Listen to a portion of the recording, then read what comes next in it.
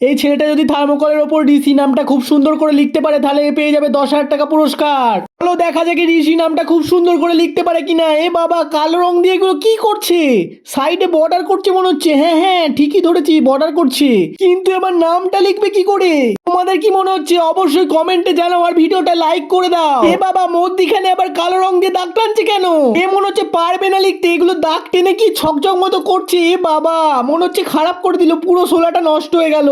আর ওই ধারেতেও দাগ টানছে। কে ভাই সাব, কি করছে এই ছেলেটা? চলো দেখি কি করে এবার।